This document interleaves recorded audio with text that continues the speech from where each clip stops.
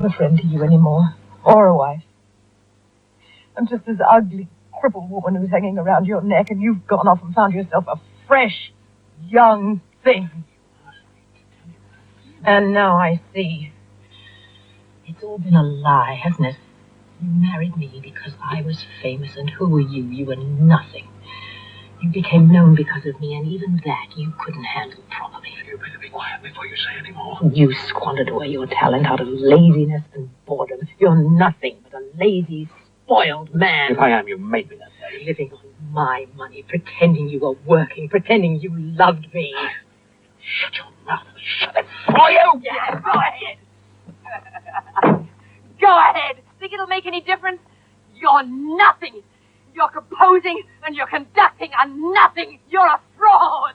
That's it! You never believed in my talent, have you? Hey! And now you're tied to that damn wheelchair.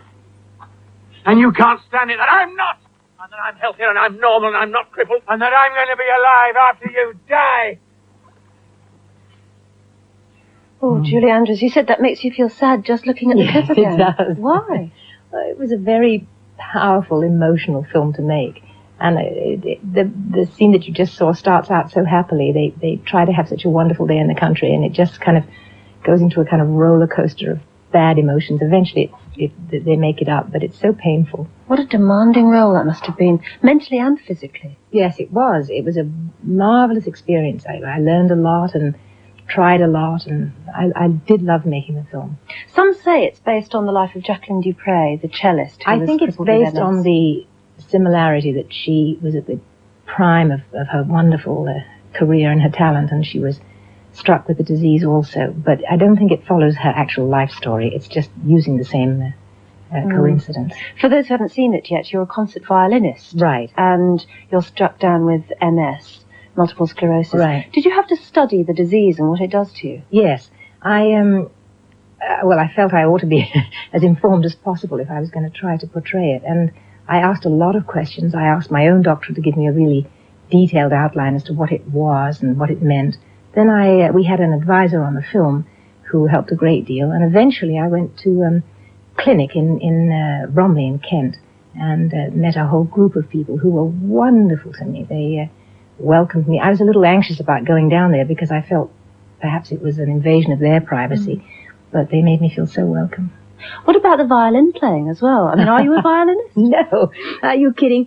I think that, this lady is supposed to be simply consummate, and to play the way she does, I think I would have had to have been studying for 15 to 20 years, because it is the hardest instrument in the orchestra, I think, perhaps next to the French horn or something like that. Yeah. But the best I could do was to try to look like I was playing it well, and I thought perhaps that's the best justice I could do. Did you have to learn any violin at all? Oh yes, no, I had to learn fingering, and I had to learn notes and phrases, and it was exceedingly difficult. They say it takes 2 years to learn how to hold it properly. It does, and they said actually that if I were really learning the violin, it would take just a year to play single notes to find where they were and so on. And so, here I was rattling pieces off, doing the best I could.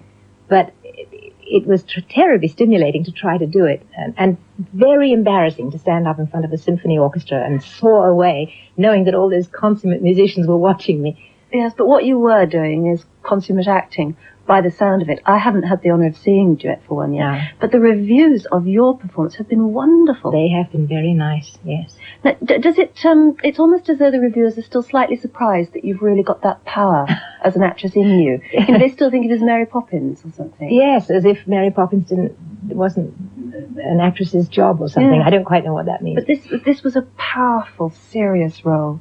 Mm-hmm. You're not surprised it's in you, obviously. Well, the truth is, Anne, that I've been doing a lot of different films, but I think that one is always best remembered for films that are the most successful. And when you get something like Mary Poppins or The Sound of Music, then people only remember you for that, and you're inclined to be bracketed for that. And sort of in between all those lovely big films, I was making one or two smaller, serious films, but they kind of fell by the wayside. Well, we'll talk about the little girl, the little Julie Andrews that grew up into Mary Poppins tomorrow, right now. All right. That's it. Thank you very much. It's very early in your life. Meant you really had two fathers, a stepfather and your real father. That's right. And they both contributed something to the little Julie Andrews, who eventually became a star. Yes, they did. My real father probably gave me all the stability in my life that perhaps saved my sanity to a degree. He was a teacher, and he was a lover of nature, and he insisted that I take swimming lessons and country walks and do all the things that were more real. And my stepfather discovered that I had a singing voice and started to give me early singing lessons. And, Do you remember how he discovered your singing voice? I think it was an attempt to get close to this new stepdaughter, because he himself was a fine tenor. And I think he just literally started one. There's all sorts of rumors that it started in the air raid shelter, and they suddenly discovered that I had this tremendous soprano voice. It's not exactly true, although I'm told I did sing in the air raid shelter once or twice. But I think it was more that he wanted to find something for us both to do. And he did, I think, was rather surprised that I did have a rather large freak voice. And you said freak voice. What do you mean? Well, freak for the age that I was. I mean, I started when I was about 8, taking singing lessons from him. And he very quickly and sensibly passed me on to his singing teacher, and I was with her for the rest of her life, a wonderful lady called Madame Stiles Allen. But I had such a long range and a strong, powerful voice for such a little girl. And I guess that's sort of what made it rather freaky. Yes, I mean, you went on, he put you on the stage, didn't he, really? Yes, well, he and my mother were in music hall, and they had a marvelous act. He sang and she accompanied him on the piano. And occasionally, when I was about 10, I would stand on a beer box beside him, and we would sing duets together in the provinces and so on. Yeah. And it gave me a good sort of beginning experience. I read that you actually starred at the main theatre in Blackpool once when your parents were playing down the road. That's right. The pier. That was when I was about 13. We did a summer season there, and I was at the Hippodrome, and they were, I think, at the Central Pier. Yeah. And you were also picked to do the 1948 Royal Variety performance? Yes. Which was a heck of a thing for a little girl to do. It was a terrific thrill, I can tell you. I remember it very well. Yeah, and when people speak of it now, they still speak of the terrific voice coming out of the little girl. Do they? Oh, yes. You mean there are a few people that remember? What is the range of your voice? Well, now it's not as big as it was. It was about 4 octaves, but now it's about 2.5. It kind of 4 octaves. Yes, but it was very, very white and very thin and very strong, rather steely. But now it's kind of matured and boxed down a little bit. All right, well, we're going from the little girl who sang on the Royal Variety performance and who sang at the main theatre in Blackpool. What eventually took you to America? How did you get there? I was performing in a pantomime at the London Palladium when I was 18 in Cinderella. I was playing Cinderella, which was great fun. And they were taking a new production of The Boyfriend to America. And the director, Vida Hope, came and saw my performance and asked me if I'd like to go.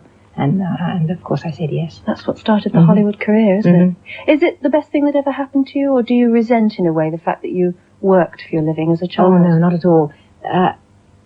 I think that in those days it was the best thing. It was a marvelous learning experience. I didn't get that much of a great education, and I regret that very much. But I think that I got an education of sorts.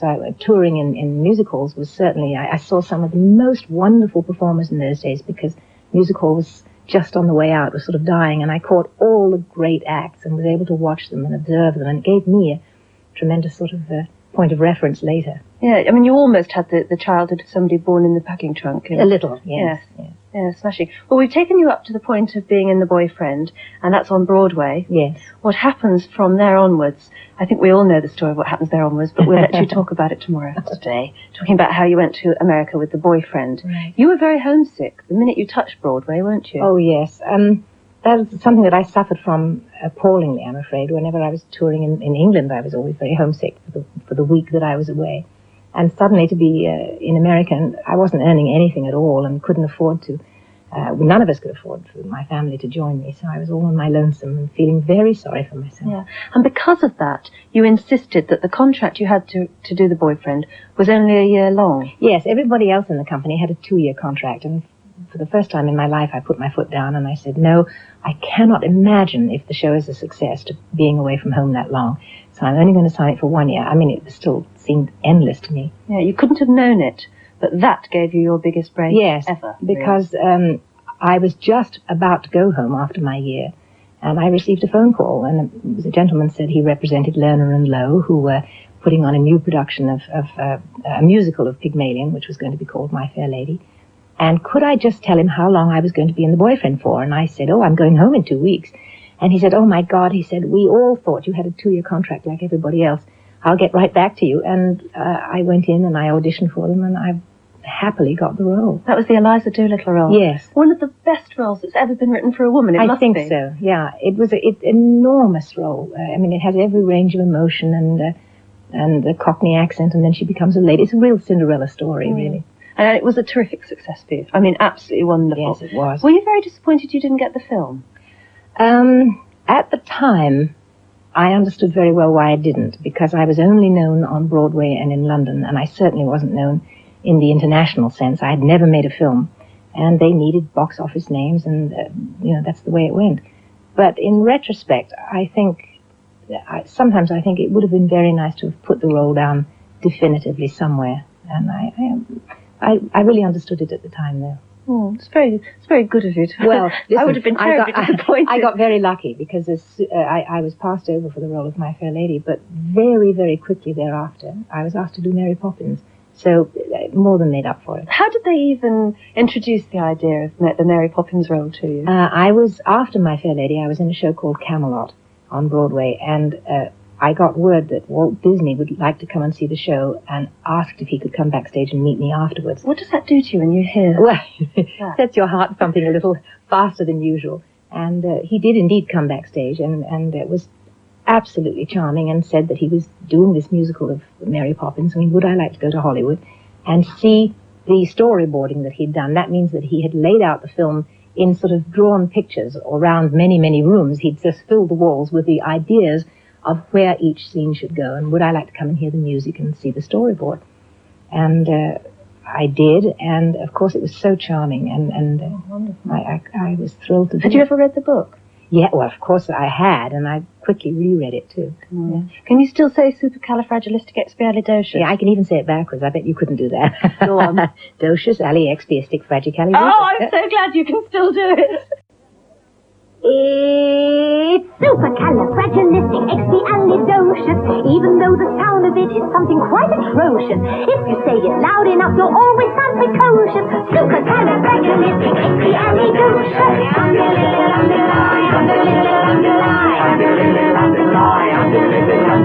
Because I was afraid to speak when I was just a lad.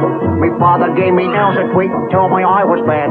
But then one day I learned a word to save me aching nose. The biggest word you ever heard, and this is how it goes. Oh, supercalifragilisticexpialidocious. Even though the sound of it is something quite atrocious. If you say it loud enough, you'll always sound precocious. Supercalifragilisticexpialidocious. Under a little underline, under a little underline. And Sound of Music. You changed tack slightly. I mean, I'm thinking of SOB. I'm thinking of the shower scene that shocked everybody. I mean, I fancy Julie Andrews doing something like that. Because we all saw you as Mary Poppins or Maria von Trapp. Yes. The guardian of our public morals.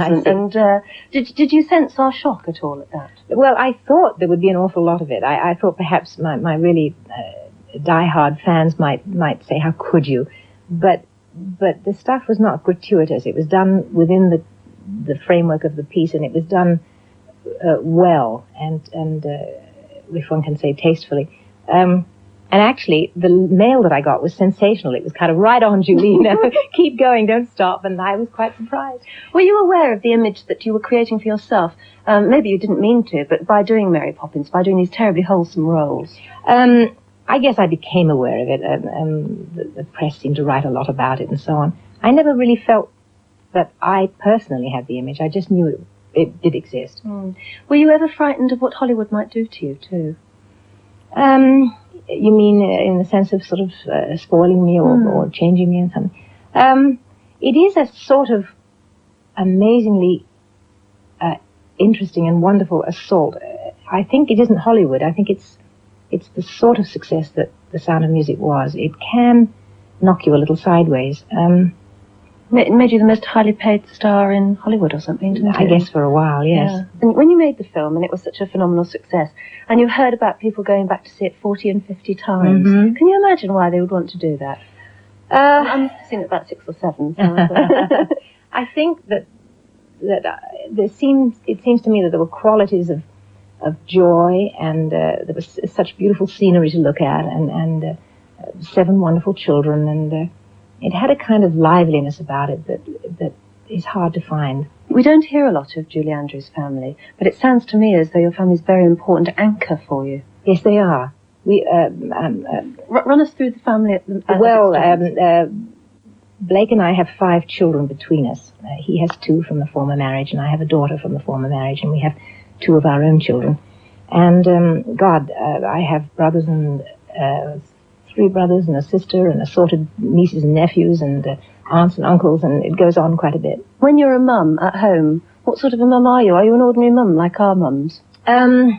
I don't suppose I could honestly claim to be an ordinary mum. I don't do all the sort of things that I wish I could do. I don't bake cakes with my kids or anything like that, but I am a fairly strict disciplinarian, and I do sort of insist on good manners and pleases and thank yous, and I'm there for the kids if ever things aren't right. I mean, I'm there all the time as much as possible, but I have a kind of antenna that's constantly watching them, and in that sense, I hope I'm an ordinary mum. Yeah. Do you worry at all about the sort of world we're bringing up children in nowadays? Yes, I do a lot. I think the media these days, the amount of television that's shown, the quality of what's on television sometimes, it tends to depersonalize children, I think. I know you have homes in the States, but isn't the main family based in Switzerland? Yes, we have a private home over there where we just run away and hide and shut the door, and we're very, very close as a family over there, and get there every chance we can. Do you have sing-songs around the piano at home? No, sometimes around the fire, but not. I think somehow when it's your profession, it's like saying to a great violinist, do you play for fun at home? And I think when you practice as hard as you do, it somehow doesn't just get done for fun. But your daughter, Emma, is thinking of going into acting. Is she already in it? She's already in it, and she's doing very well. And you're not worried about that? No, I think I hoped and try to see to it that all the children will have a good education. And then all I really ask is that whatever they do, they're very, very happy, because that's the most important thing. Yeah. Interesting. A California-based international relief agency, and I'm a very proud member of the board. Now, what is it relieving? What it relieves any third world problem. I mean, any food or medicines or housing, bedding, and so on that's needed.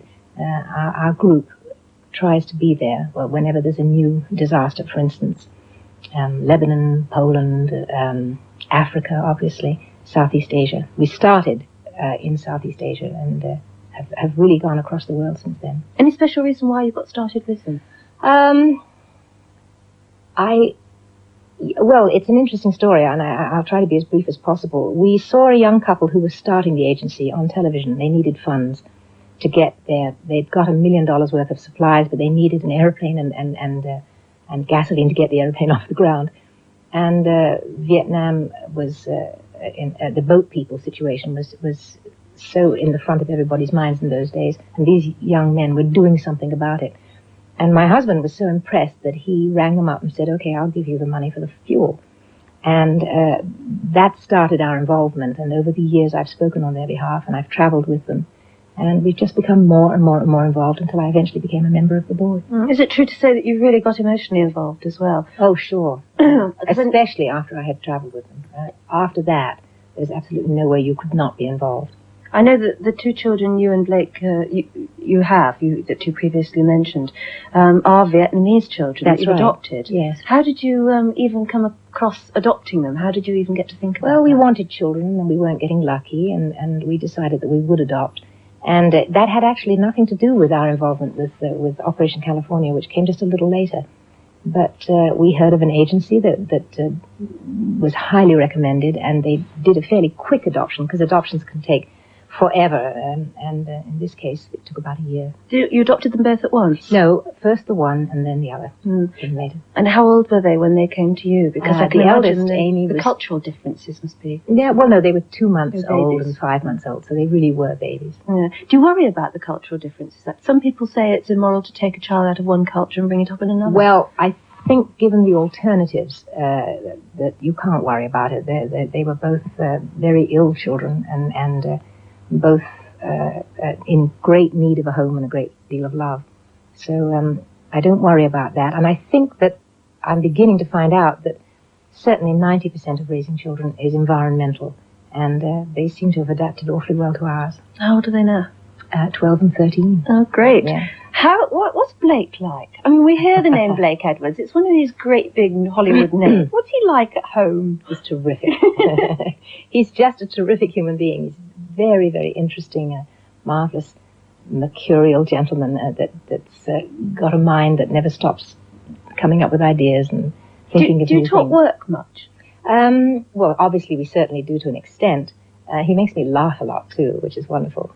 I mean, I know a lot of the films you've been recently doing have been his films. Yes. Do you not mind working for him? Not at all. No, it means we can travel together and be together and see a lot more of each other. Don't you disagree occasionally, though? Well, we have what I would call heated discussions. We don't actually have rows. Not in very irreconcilable differences. No, not at all. No. It sounds as though home life's blissful, actually, but very important, as you said. It is important, yeah. It's probably the most important thing for me, because the rest is absolutely wonderful, and I'm terribly grateful, but I think it could change any day, and I think somehow home life is really where it's at. Yes. I know that you're off now to do a Christmas special or something. Yes, in the middle of March, I'm off to do a television special for next Christmas, but we're looking for snow, you see, so I have to grab it while I can. Such is showbiz. Good luck in your search for the snow. And the best of luck with Duet For One. Thank you. It sounds wonderful. I'm dying to see it. Oh, I hope you like and, it. as I said, the reviews are so complimentary to you. I take my hat off. Oh, Anyway, thank it's you. very, very...